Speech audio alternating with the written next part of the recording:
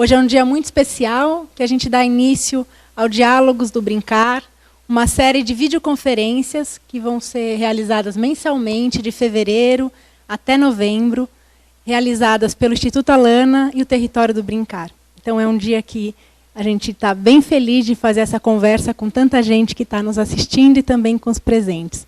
E hoje, para começar, a gente recebe a Renata Meirelles e o David Hicks, né, o documentarista David, a Renata educadora, que são os coordenadores do projeto Território do Brincar.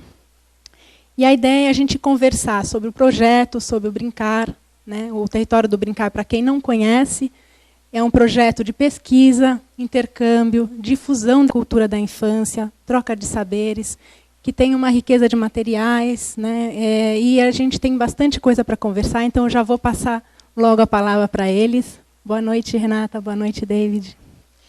Boa noite. Obrigada a presença, aos internautas. Que bom conversar com vocês. Vou contar brevemente sobre o Território do Brincar, que é um projeto que nasceu em 2012, de um desejo meu e do David, de continuar essa pesquisa e esse registro das expressões mais genuínas da infância. A gente já fazia esse trabalho anteriormente, mas a gente também tinha um desejo muito de estar com os nossos filhos e poder continuar fazendo um trabalho que fosse possível nesse sentido. E aí, em co-realização com o Instituto Alana, em 6 escolas parceiras, em 2012 a gente saiu para a estrada, ficamos 21 meses percorrendo 9 estados, 14 comunidades e conhecendo a diversidade da infância brasileira e o que elas tinham a nos dizer nas suas brincadeiras e em todos os repertórios que elas trazem para a gente.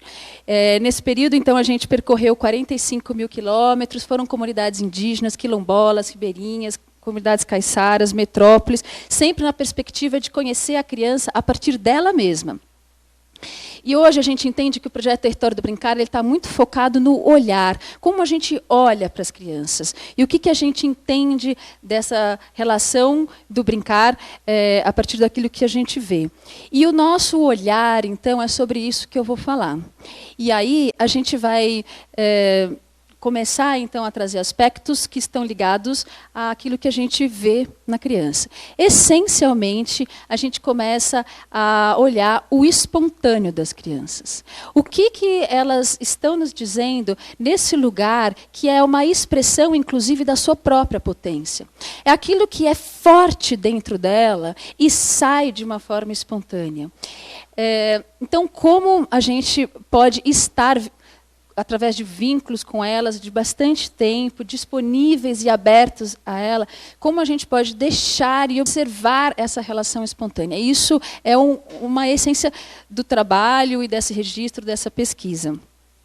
Mas é claro que quando a gente vê essa potência vinda por esse espontâneo, não necessariamente quando a gente apresenta isso, seja algo fácil da gente encarar. Porque ver a potência, principalmente das crianças, é algo que perturba muitas vezes, dá um desconforto no adulto, que está acostumado a acreditar que a criança é um ser menor e que aquilo ela não alcança o que realmente ela é. Né, e é o que a gente realmente vê. Então, trazer essa potência, muitas vezes a gente vê o quanto que detona um pouco certas impotências de alguns lugares. Mas eu acho que a gente vai falar um pouquinho disso através dessas imagens que a gente vê, por exemplo, quando crianças usam, né, ferramentas como facão e várias outras, e nas suas construções de brinquedos, né? E, claro, certamente são crianças que têm adultos que fazem da mesma forma, ou seja, elas aprendem pela observação do seu entorno e aquilo vira o seu instrumento para a construção desses brinquedos que a gente vai ver agora, que são das mais diferentes ordens e que mostram o quanto as crianças, numa diversidade enorme, elas representam da mesma forma. Quer dizer, a região que ela está, o carro vem de diferentes formas, mas a intenção do brincar ela é muito semelhante ali. Além dessa relação do espontâneo, outro aspecto muito importante para o Território do Brincar é o belo. a gente foca o nosso olhar para aquilo que há de muito belo sendo expresso pelas crianças, também como uma expressão potente, que ela foge de um padrão. A beleza, ela é a expressão do singular, é onde a gente vê a essência de cada um ali representada. E essa é uma atividade muito recorrente entre as crianças, que elas brincam muito com a beleza. Então, nessa próxima imagem, a gente vê, por exemplo, esse manuseio, né, desse alimento beleza sendo brincado em todos os cantos, né, de norte a sul do país. E essa relação é bastante comum, né, entre as crianças. Ali nessa outra imagem, agora, a gente vê também, por exemplo, essas organizações minuciosas, ou seja, esses pequenos detalhes que nos levam também a um imaginário muito grande, muito potente, né? Essa relação desse imaginário, ele é muito presente para a gente através de um pesquisador que vai estar aqui com vocês também, que é o Gandhi Piorsky, que é uma grande influência no nosso trabalho, e acho que traz esse olhar bem profundo sobre essa relação do imaginário na infância. Outro aspecto bastante importante no nosso trabalho são os gestos. A gente foca muito sobre o que é esse corpo brincando, o que tem a nos dizer esse corpo, que gesto é esse da qual a criança está nos passando. E quanto mais a gente caminha, mais a gente percebe que os gestos eles estão vinculados a uma memória coletiva. É algo que as crianças não precisam ter a consciência, mas elas estão rememorando e reatuando de uma forma bastante arquetípica, com relações, inclusive, bastante ancestrais. E isso, quando a gente consegue ter uma amostragem grande, e o Território do Brincar teve essa chance, né, de ter uma relação muito vasta de possibilidades do brincar, fica muito evidente esse mapa que os gestos fazem, que são mostrar, então, essa criança universal, que ela busca esses lugares como expressão de um humano, e não só da própria criança em si, mas elas nos mostram o humano que existe através desses gestos. É como o Stanley Kellyman fala sobre aquela relação corporar, de você poder viver os seus mitos, esse texto original que a gente tem a partir desses gestos. Né? Ou seja, essas brincadeiras dos carrinhos, né, que vocês viram as imagens, a gente vê, né, que todas essas crianças trazendo isso muito forte, e esse desejo, então, de viver essa relação de ir. Né? O carro é o ir, o seguir. Seja como ele esteja representado na cultura, a criança vai no mesmo gesto dessa busca. Ou, como a gente vê nessa próxima imagem, as armas.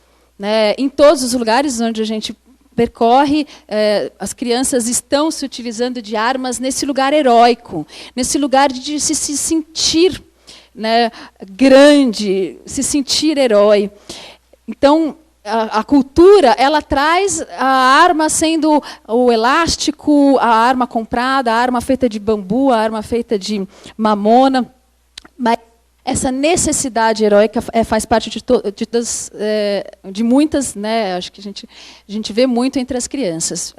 Ou, por exemplo, esse guerreiro que está ali com a sua pipa, a bolinha de gude, e que representa esse lado também de matar o adversário e ir à luta através de um objeto brinquedo. Né?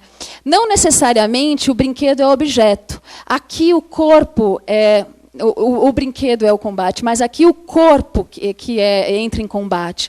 E quando a gente vê isso, a gente vê como as crianças, nessas brincadeiras, nesse repertório cultural, elas têm a chance de entrar, por exemplo, nesses gestos, que é buscar o ritmo certo, buscar o compasso da brincadeira.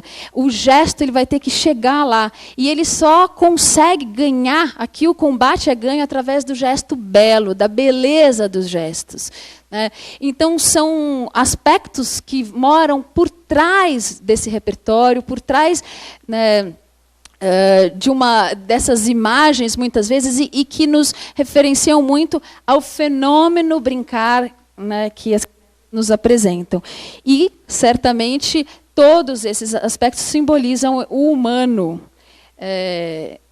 ali na brincadeira, o humano que está a partir das crianças.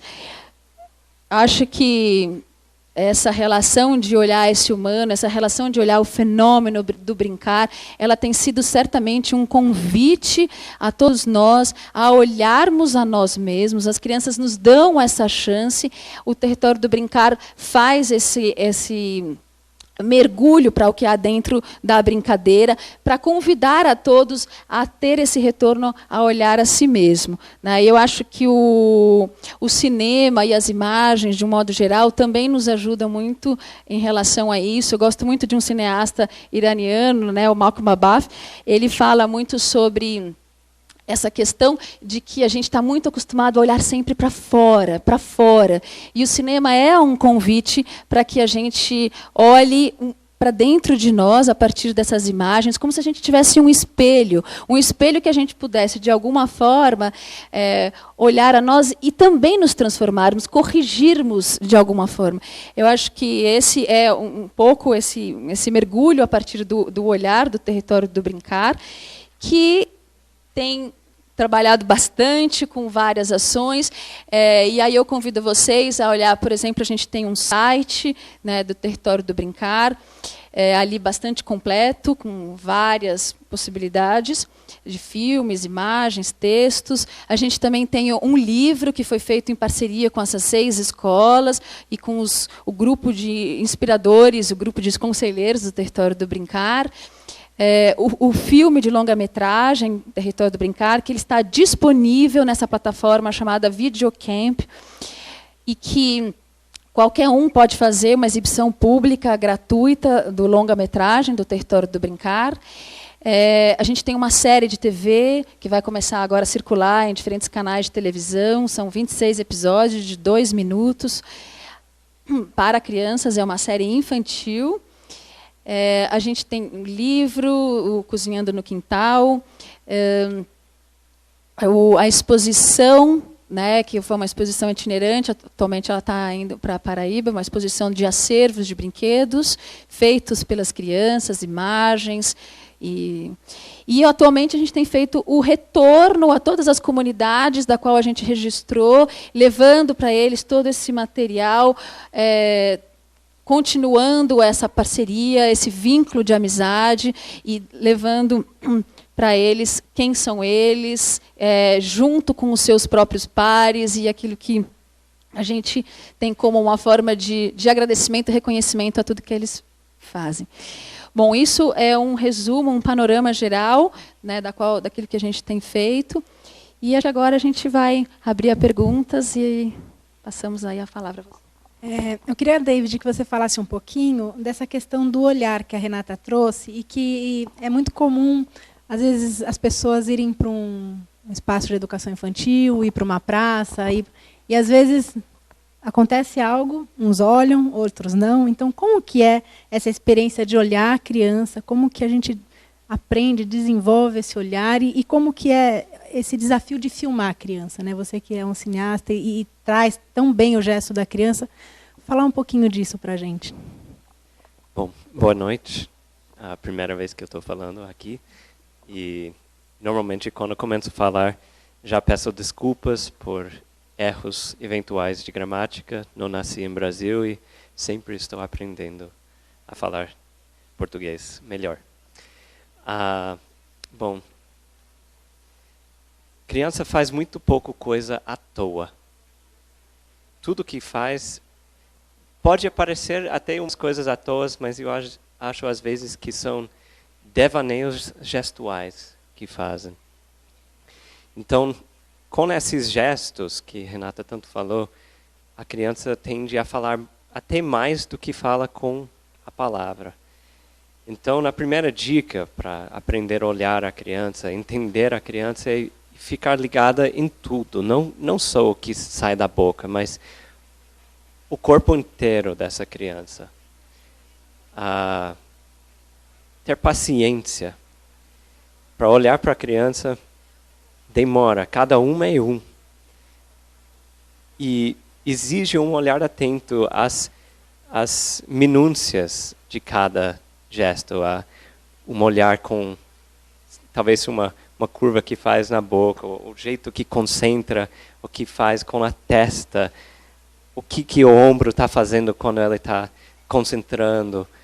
Tudo isso é informação para alguém que quer olhar uma criança mesmo, sacar quem é essa criança. Agora, para filmar a criança, tem que estar rápido. Criança faz muito pouco, como eu disse, faz muito pouco coisa à toa, mas não vai repetir o que faz. Eu juro, eu já pedi muitas vezes criança repetir, e não funciona. Mas dá aquele dizer, ai, não acreditei que eu não apertei gravar bem.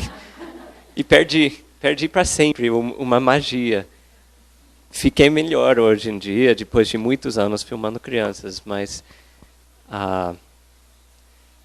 tem que estar atento, tem que ter paciência, tem que estar gravando muito, porque como você não sabe se algo vai surgir, existe o espontâneo do presente, sabe, uma coisa que vem na cabeça da criança e ela faz, mas existe o espontâneo que vem da vontade.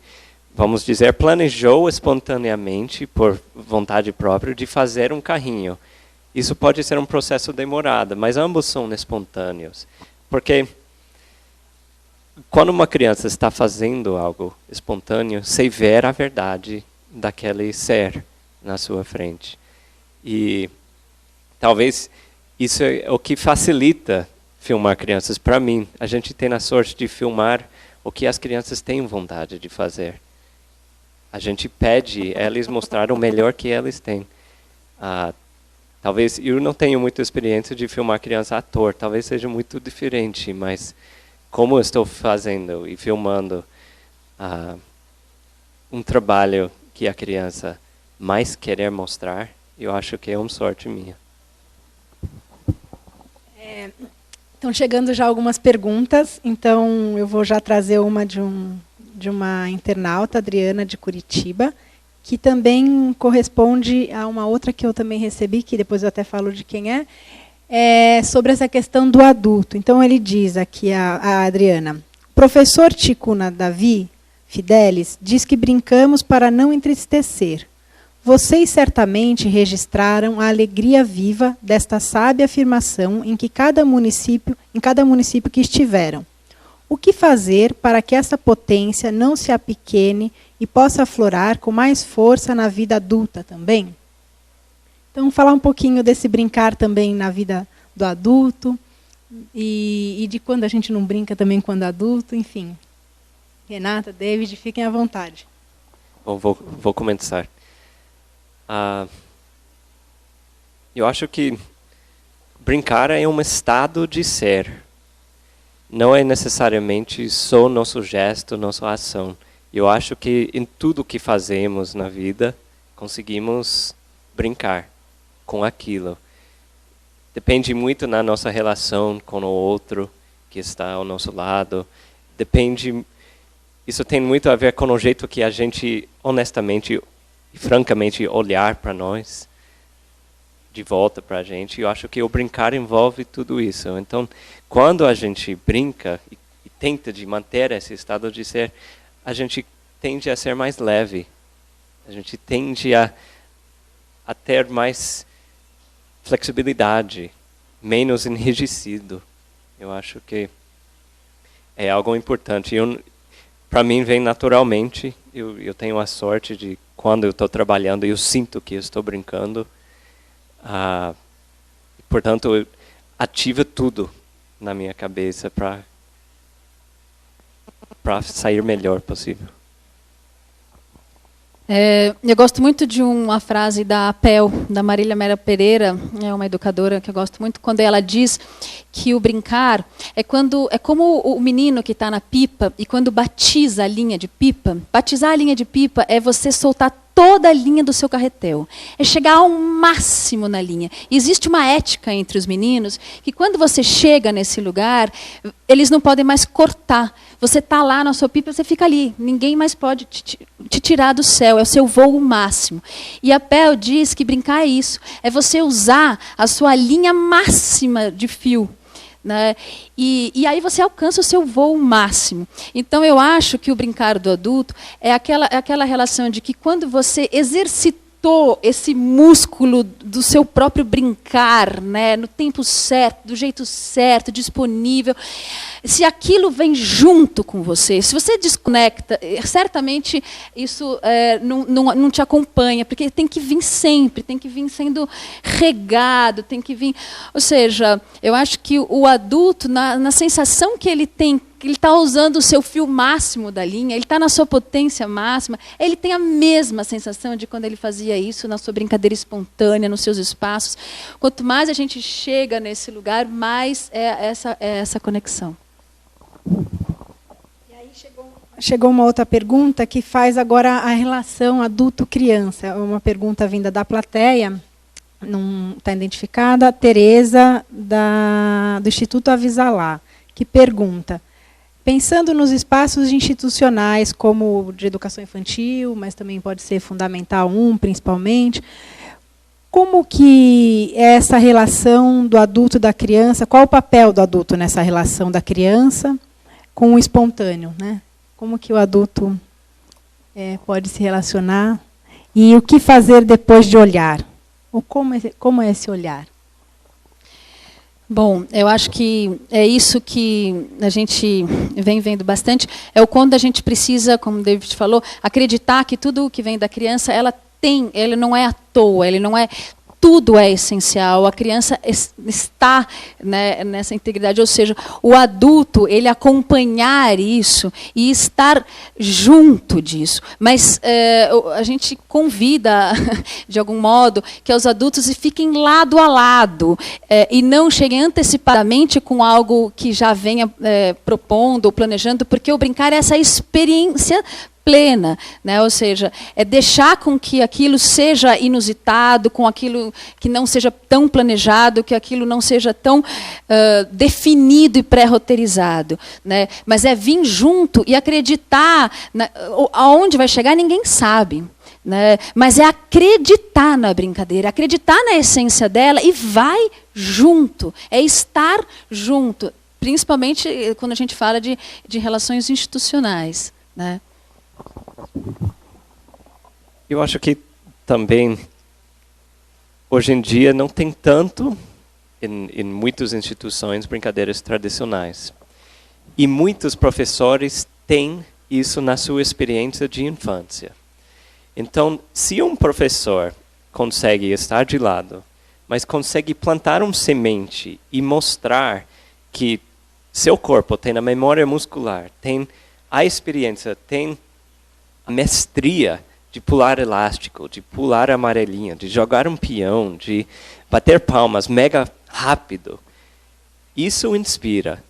Criança consegue pegar essa semente e ir longe, mas de ver um adulto que sabe fazer isso primeiramente quebra barreiras da relação professor-criança, mas também cria um outro olhar de respeito para a criança. E eu acho que talvez o professor não tem que estar brincando o tempo inteiro, mas se consegue fazer uma coisa que sabe bem fazer, mostrar isso, ou seja o que for, para uma criança, eu acho que é uma semente bem plantada que pode virar flores bonitas. E aí chegou uma pergunta da Rita de Cássia, de Caetite, na Bahia, que pergunta como lidar com a criança que não quer brincar mais. Meu filho não se interessa mais pelas brincadeiras nesse mundo tão virtual. Então, vocês falaram aí de um lugar, né, dessa relação adulto-criança.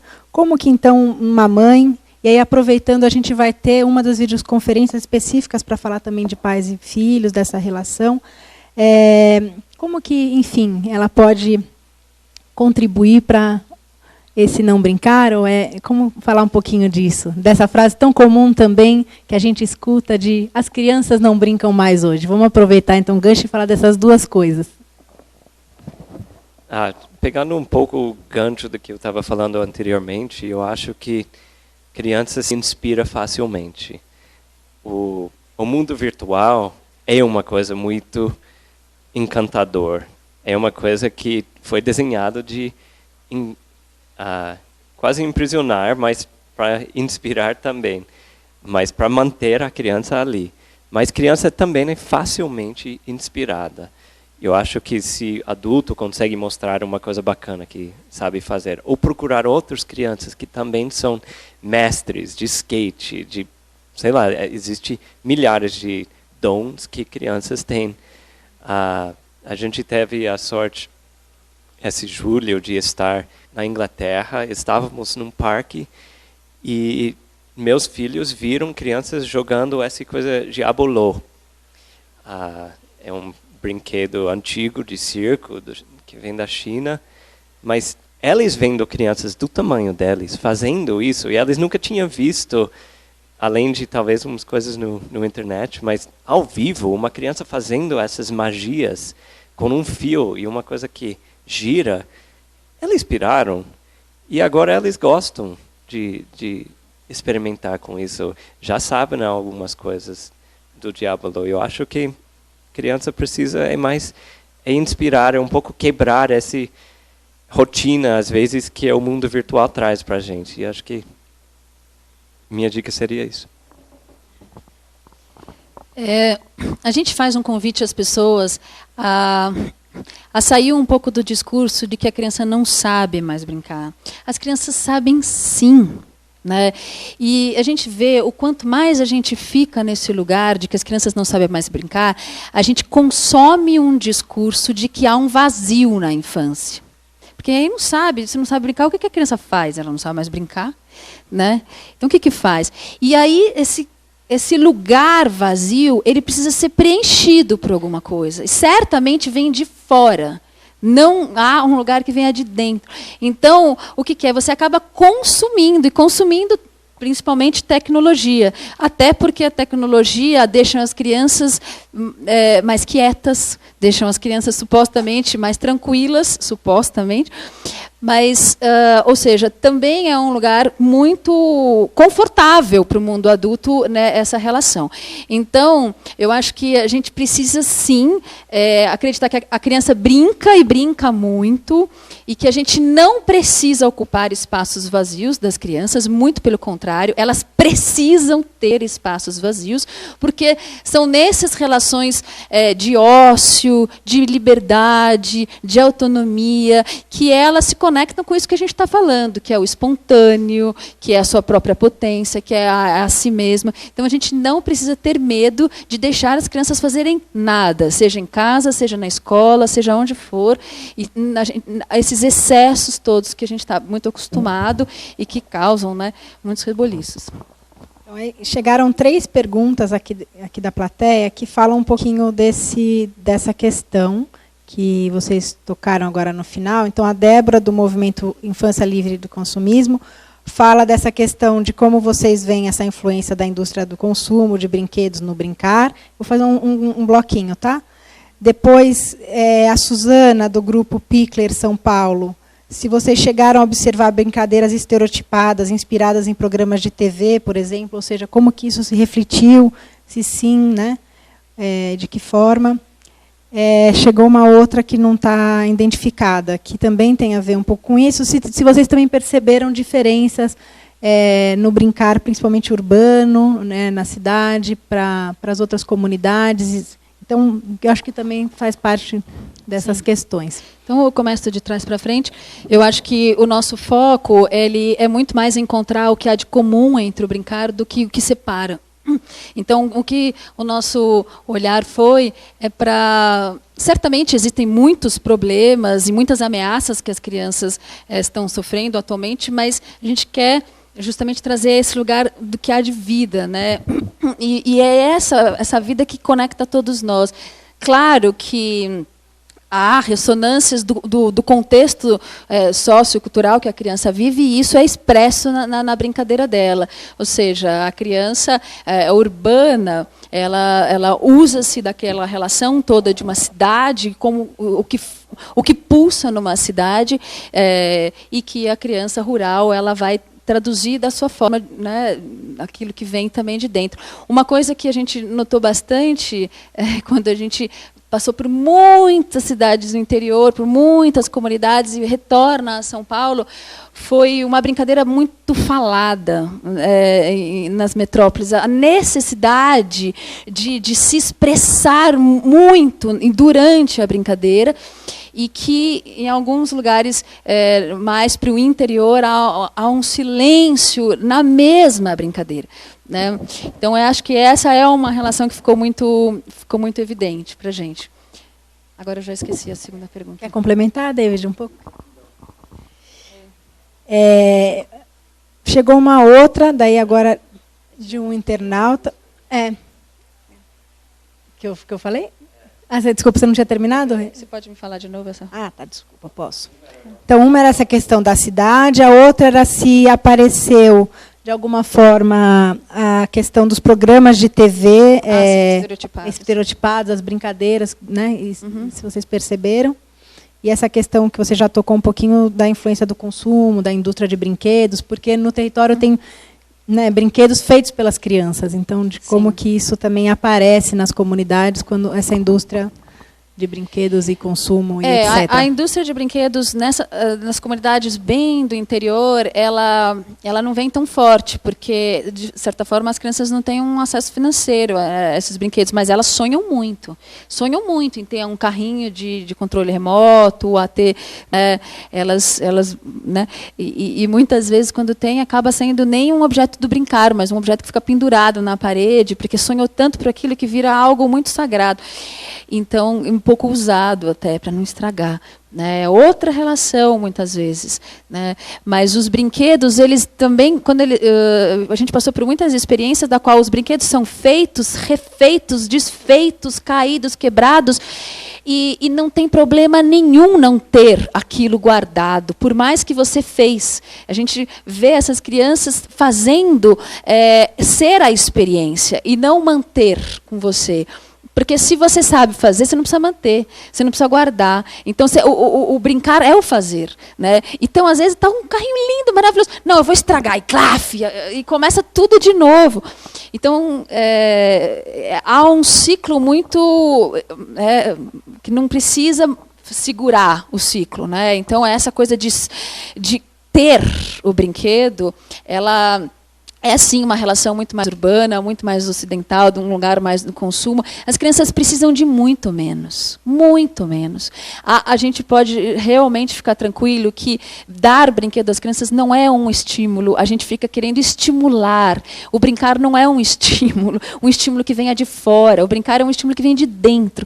E o que vem de dentro não tem a ver com o que vem de fora sendo consumido. São duas relações bastante distintas. A criança precisa, sim, ter espaços na natureza, ela precisa ter vínculos humanos, ela precisa ter pessoas para brincar, né? Ou seja, a gente precisa oferecer muito mais disponibilidade, o tempo, a abertura, né, de autonomia, né? Eu acho que são desses lugares que a gente vem vendo com as crianças. E os gestos estereotipados, sim, a gente vê, certamente, né, da mídia de massa, isso chega a todos esses lugares, há, né, acesso à televisão, enfim, todos, e isso é super presente, né? Agora, elas não têm só esse lugar, né? Elas vão por outros caminhos também, mas certamente há esse gesto sendo feito pelas crianças por aí também. Eu ia mencionar uma vez sobre essa relação do brinquedos ou brincadeiras estereotipadas que vêm ou talvez surgem pela televisão. Na hora que uma criança está fora, está não assistindo TV e está sendo inspirada por uma personagem, por um brinquedo que talvez seja plantada dentro de um programa de TV, Beyblade, por exemplo, na hora que a criança sai desse âmbito da tela, apesar de estar influenciada, ela já está incorporando aquilo e transformando aquilo. O Beyblade, por exemplo, a gente filmou um vídeo de crianças fazendo Beyblades com tampinhas de detergentes. E as crianças estavam repetindo, sim, o que estava sendo falado no TV. Ataque manada, ataque dragão. E não lembro quais eram o que eles estavam falando, mas eles estavam apropriando daquela brincadeira e estavam divertindo de verdade. Estavam realmente transmutando aquilo para aquele tempo e espaço ali. Então, isso vai com personagens que eles estão imitando num jogo simbólico, um boneca que talvez eles viram no TV, mas na hora que está em casa e está do lado do seu travesseiro, do seu ursinho, que não tem nada a ver com aquilo, ela já sofre uma bela transformação. Eu acho que, mais uma vez, é uma questão de ter tempo para brotar algo de dentro em relação daquilo. Aproveitando essa questão do tempo, de que também às vezes falta tempo, né, para as crianças exercerem esse brincar, a gente enche a agenda delas, e também como que isso acontece dentro da escola. Veio uma pergunta de uma pessoa, o internauta Rodrigo Barros, de São José dos Campos, São Paulo, que pergunta: como brincar, o espontâneo, pode ter lugar na educação formal, já que a escola tem a sua temporalidade muito marcada e muito próxima à noção de trabalho e produção. Então, como que fica esse dilema, né? Esse lugar do espontâneo que a gente está falando tanto aqui nessas instituições? Uhum. Certamente, se a gente, de fato, acreditar na potência que traz todas essas relações, a gente já entende. Aí, por exemplo, quando a gente fala de educação infantil, então, né, o quanto esse espaço do brincar, ele é essa relação plena para a criança, ou seja, quanto que ela traz ali de si mesmo, e se é isso que a gente deseja na escola, que elas sejam si mesmas, né, como a gente vai conduzindo e vão ajudando a dar margens, né, dentro da escola, nesse brincar, mas sem acreditar que ali nessa relação de espontânea, a gente vai querer toda hora trazer conteúdos, querendo trazer algo que seja supostamente trabalho e tarefa. E brincar, ele não tem essa gavetinha que começa e termina, né? Assim, um recreio que são 15, 20 minutos, não há nem uma relação corporal que você consiga estar livre suficiente para entrar, né, no seu próprio ser, né? Enfim, vira sempre uma relação bastante fragmentada. Então, o que a gente espera e gostaria, certamente, é que essas questões de tempo nas escolas fossem muito menos fragmentadas, que as crianças tivessem muito mais espaços livres, né? E acreditar de como aquilo vai brotando, né? As próprias crianças mesmas. Eu acho que estou complementando que existem muitos pais que acreditam que isso é uma coisa que tempo livre é uma coisa que deve ser responsabilidade da família ou estar fora da escola. Mas eu gostaria de ressaltar que essas crianças, se elas têm tempo livre dentro da escola, elas têm o poder de estar junto com seus amigos, que nem todos têm quando estão fora. E isso é a riqueza de ter tempo livre e espontâneo dentro da escola. Ainda mais se a gente for considerar hoje, né, que muitos são filhos únicos, as famílias com menos primos, tudo longe, né? Então a escola acaba sendo um lugar de encontro de crianças, né? Chegou aqui uma pergunta do Virgílio, que é de Palhoça, Santa Catarina. Dentre as várias experiências apresentadas nos vídeos do site, que foram vivenciadas por vocês, qual ou quais lhe deixaram impactados, extasiados, sob a ótica do território do brincar. Então, aqui ele quer saber aquilo que, no fim, brilhou os olhos de um jeito diferente, que sempre tem, né? Que vocês contarem um pouquinho aí, o que vocês recolheram de pérolas, mas no coraçãozinho de cada um. Eu acho que a cada lugar onde a gente chega é um novo encantamento, né? É uma outra relação com outras crianças, de uma outra forma. Então, é muito difícil a gente dizer, esse lugar ele teve, né, um diferencial de encantar, porque para a gente é sempre o olhar pelo novo, né, o olhar do primeiro, não o novo, né, mas o originário, o que vem ali mais o limpo, nesse sentido de ver o que está sem trazendo roteiros prévios ou sem planejamentos anteriores, simplesmente estar junto, viver, né? E eu acho que isso é absolutamente encantador. Aí, certamente, cada região tem aspectos culturais que trazem coloridos diferentes. Então, a gente participou, por exemplo, de muitas manifestações populares, da qual as crianças fazem parte. E isso é muito impactante, né? Essas crianças que vivem esse ritmo circular, né? Que a festa acontece todo ano.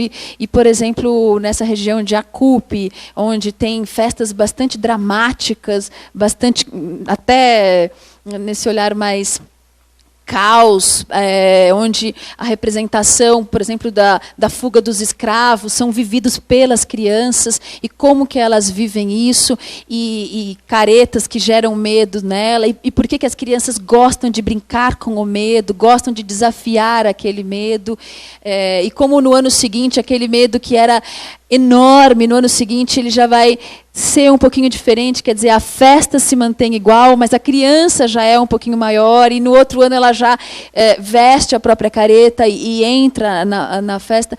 Então, são relações, né, bastante potentes. Ou, por exemplo, nos Panarás, nessa comunidade indígena, que corpo livre era esse, que espaço experimentado, né, excessivamente experimentado, e como isso impacta em nós, que temos um corpo mais reservado, muitas vezes com mais rigidez, e como que isso impacta em nós. Eu acho que tem coisas que transcendem, inclusive, a infância. Para mim, eu acho que um aspecto que foi muito forte foi a mulher.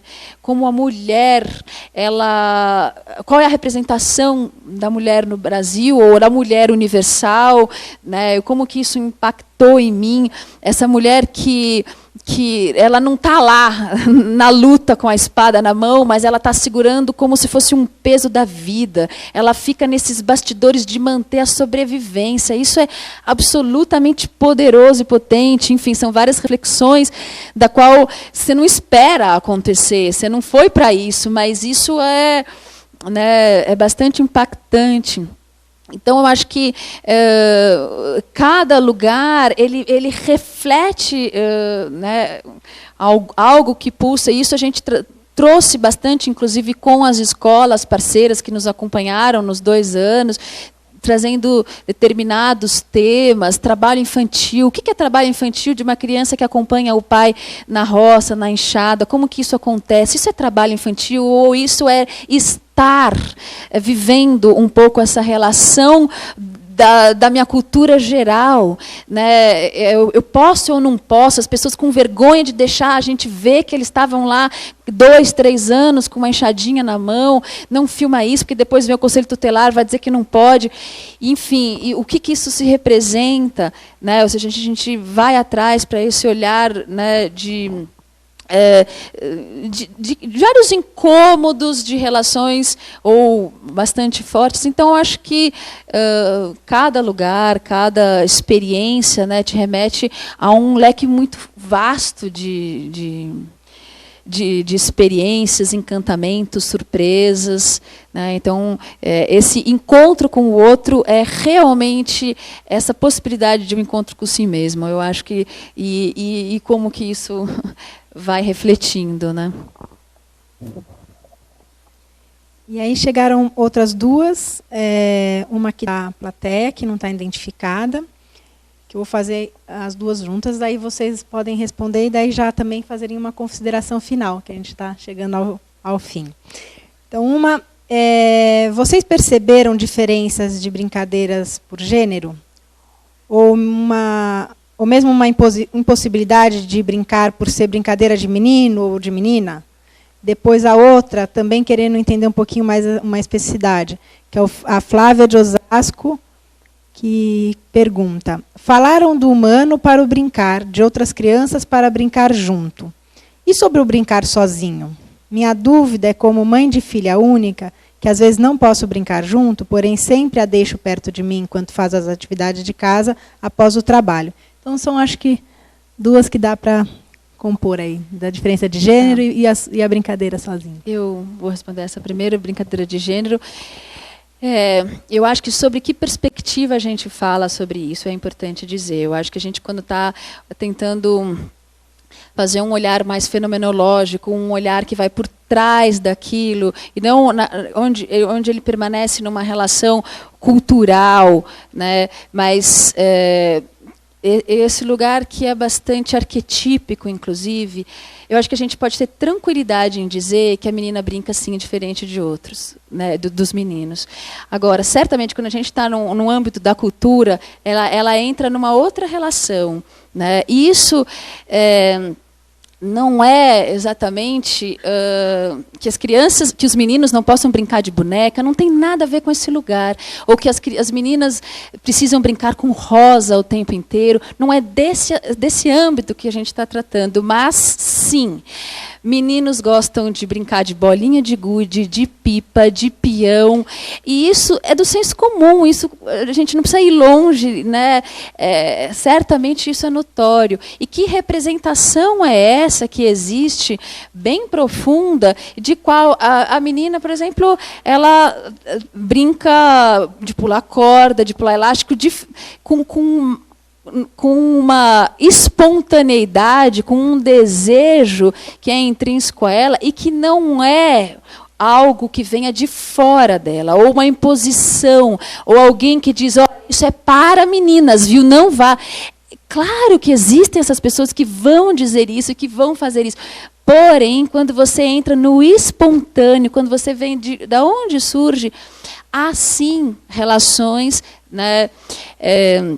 E aí, claro, a gente faz essa leitura, né, de, por exemplo, você jogar uma bolinha de gude, você entrar numa brincadeira de pipa ou de peão, você estar representado ali por esses objetos que vão à luta no jogo, vamos dizer assim, é completamente diferente de uma relação da qual a menina entra no jogo pelo próprio corpo, quando ela está brincando, né, de pular elástico, de, enfim, pular corda. A arma sou eu mesma, aquilo que a gente viu do belo, dessas expressões. Então, eu acho que existe mil discussões em relação a essa de gênero, eu acho super pertinente, acho importante mesmo, acho que a gente não deve segurar um lugar, né, nós mulheres, enfim, os homens da forma deles, porém eu acho que depende, a gente tem que ver em que perspectiva da qual a gente está olhando e vendo sobre isso. Eu acho que essa é um pouco o que a gente percebe vindo das crianças nas suas relações espontâneas.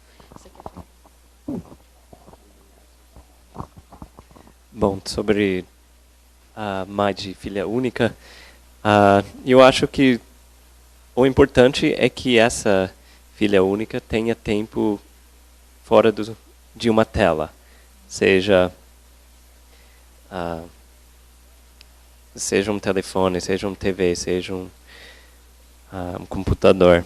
Eu acho que o ócio, como Renata já disse, é um momento que a gente vai fundo dentro de nós e busca soluções, busca coisas que, se nesse tempo não iam brotar, não iam sair. Então, mesmo que não tenha um grupo, não tenha um primo, não tenha um irmão para brincar, eu acho que é muito importante. Eu acho que Uma das coisas básicas que eu espero que nosso projeto inspira é que os pais procuram mais tempo para que seus filhos tenham mais tempo com nada planejado. Então a gente pode agora ir para as considerações finais, rapidinho cada um fazer uma fala, que daí a gente finaliza.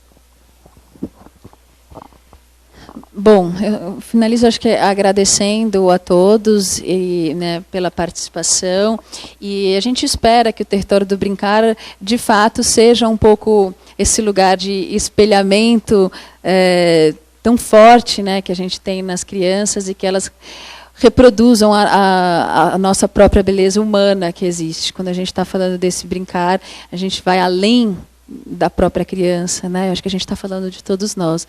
Então, e fica o convite para a gente continuar essas conversas, e vão vir outros especialistas aqui também falando sobre isso. Eu acho que convido a todos a continuar nessa participação.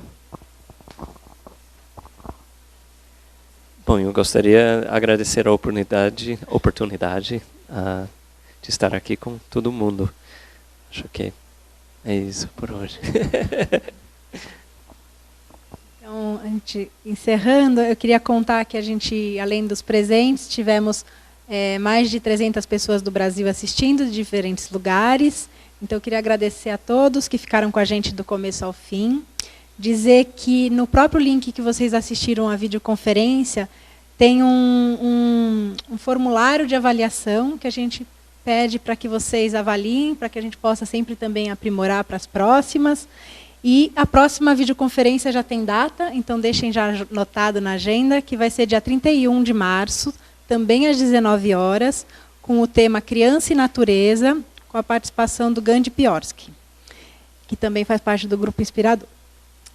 Então, boa noite a todos. Mais uma vez, obrigada.